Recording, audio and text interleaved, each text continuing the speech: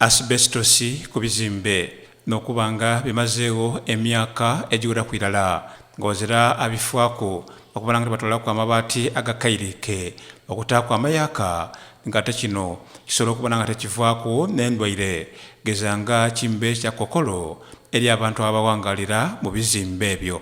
Embeera eno eibye ebonekera nerala ku bizimbe eby'amasomero, amalwaliro n'ebendikamalangoti n'ebyo ebirwirewo nga tebifiibwako kubona nga ate biterezebwa.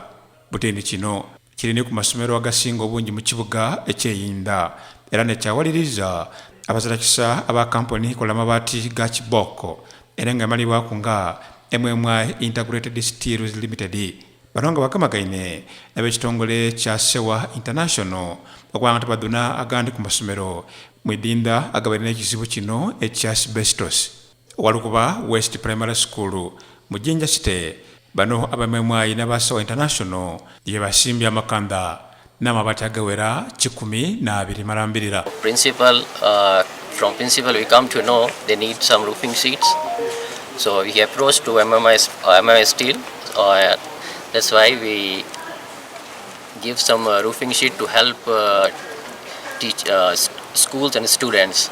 Tuwaire amabaati 12 munkole yokuba nti tulwanisa amabaati aga asbestos. Asbestos alwaza abaana era n'ensonga lwaki Kiboko Mabati oba MMI Steels yavaayo okubona nti donating amabaati gano. This is the Sewa. Sewa means service to the humanity, service to the mankind, service to the environment. Now these sheets making this main good structure, the bit structure, it could be useful for the students and they'll benefit it. Omukulu w'essomero lino erya Walukuba West Primary School Tamuzade Ziyadi n'abazaire bakubye nti kino MMI kyebakoleire tekikoleka mutiitiizi. Tulaye nga tulina challenge, tulina obuzibu, tulina ekibiina ekiri ku asbestos ate nga twena tuyidi nti asbestos ti mulungi ku baana mu kusoma.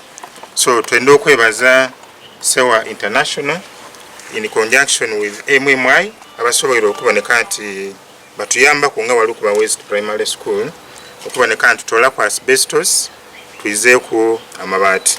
Twenda okwebaza aba Seva, twenda okwebaza MMI, twenda okwebaza n'ebitongole byonna ebyabayindi w'ebigemali awalala olw'okutuwa olwaleero luno amabaati gano nga gyatuyamba kwino okulongosa ku kibiina kyaife ekibaire nga tiriawo ezira kikolebwamu olw'okuba kiri ku asbestos ate asbestos mubi. Bamusiga mpiya bano basimye gavumenti ya Uganda olw'okubateerawo omuwaatwa omukalamu okubasobozesa okubona nga ate boona oba oliawo babako n'eitofaali libata ku iwanga Uganda. I thank to school and government of Uganda for thanks to school we donated 120 seats, and thank to your government of Uganda to give us opportunity to invest here and grow Uganda. I would like to thank and appreciate the government of Uganda for supporting us investors and giving us a very environment friendly